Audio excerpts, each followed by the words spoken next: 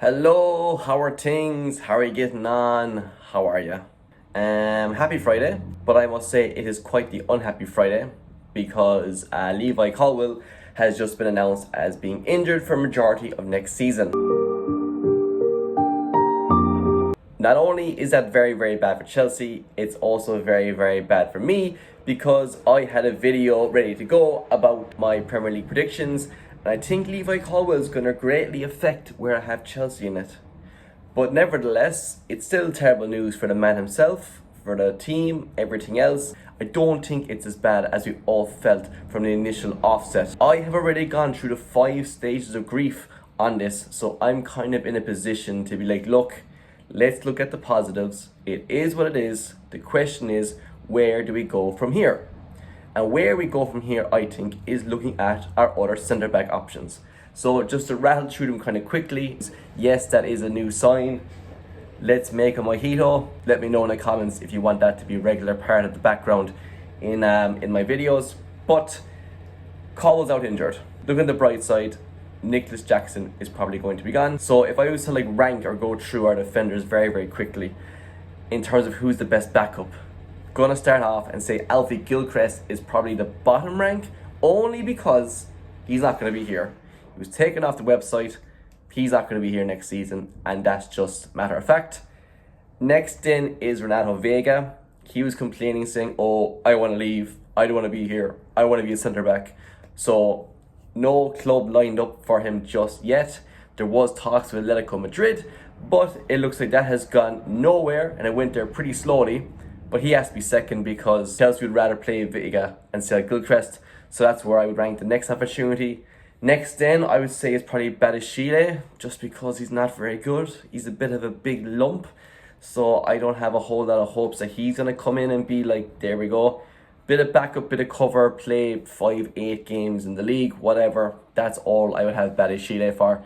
He seems happy enough with that based off last year. Josh Achapong, I would have next. He's played a bit of soccer at Chelsea. I'd have a small bit more hope he could do better than Badashile. So again, as a backup option, he would be, yes, he is a clear backup option, but could grow as time goes on, just like the same way that Chalobah did. Now we're getting into the, I suppose, real proper backups. And I would say then in that case that Hato be the next backup. I know he seemed to play more left back, but just given the scenario, what cards were now dealt with, I think Hato is going to be the first kind of real, genuine right. He can slot in, play big league games we need him to. So based off what I've heard about him, seen about him online, this seems like a good, firm option to replace Colwill. And again, there's always a chance of having a breakout season. Like I said, I've gone through the 5 stages of grief. I am now at acceptance, and the whole world is just full of roses, nice smelling flowers, and bright blue skies with no clouds. Next in is Fofana. I have Fofana down this low because the man will be injured the whole time. So I suppose week by week, who is our genuine option to play there? It's going to be him because he's going to be fit maybe at the most half the season. Realistically, 10 to 12 games. So that's why I would have him there. If he's fit, yes, he's in, no question about it. Whilst with Hato, once he's fit, there is question if he's going to be in there. So that would be my thoughts. Next one then is Tosin.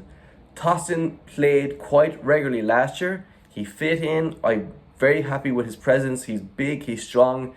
He's got some bit of, I suppose, maturity, and I suppose in age, he's one of the oldest in the squad at 28. I am happy with Tosin. He plugs the gaps, he does the job. As long as he has a firm defender right beside him, Tosin is good to have in the back line. And the number one option for our centre backs when we're going through who's going to play this week is Trevor Chalobah. I've gone on about Trevor Chalobah and how great he is in every aspect of life. Defending, passing, cooking, cleaning, give you a lend of money if you're ever stuck. Every aspect of life, Chalobah is on the money and perfect and sound. He, for me, should be starting anyway. So I think now our centre-back rankings, we'd have Chalobah top, then Tosin, Fofana, and Hato. They are 4 genuine. These guys, we need to pick one to start. Which one's going to start? That's still good depth. I'm still happy enough with that. Fofana may be injured for a lot of the time. So therefore, we have 3 firm options. Do Liverpool have 3 firm options? Not really. Do Arsenal have 3 firm options? Not really. So we're not in that bad of a position. Yes, it would have been so much better if he didn't get injured, obviously. But we are where we are. Things aren't that bad.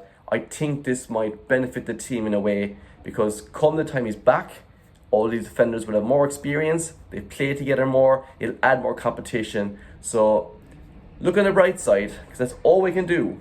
That's all we can do. He's injured. How do we move forward? I wouldn't bring in another centre back because once Colwill comes back, we have an issue. Who are we going to sell? If you could bring someone in on loan, I might entertain it depending who's out there. But look, I have faith in Chalobah, Tosin, Hato, Fofana. So I just want to hop on, kind of give my synopsis on that. Damage control. This video is just all about damage control. We will be fine. Reece James even played centre back once or twice, maybe, but again, that's in the category of like Badishile. It's like the not ideal scenario. So that's all I wanted to do. Hop on, give my thoughts quickly. That's how I think we're going to cope with this devastating, god-awful injury to Levi Colwill. Let me know your thoughts. How are we fixed now for the Premier League season without Colwill?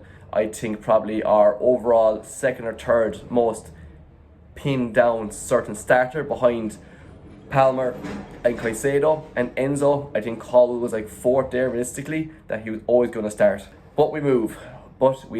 Let me know your thoughts. Let me know how much grief, disappointment, anger, confusion, sadness, everything you went through when you heard this news, how you think we're fit for the season going forward, who you have playing at centre back if you sign somebody, and yeah, it's a small dent on the road to win the Premier League, but we go over that speed bump, carry on, and come the end of the season, Colwill will be there beside Reece James, being like, yes lad, lift that trophy.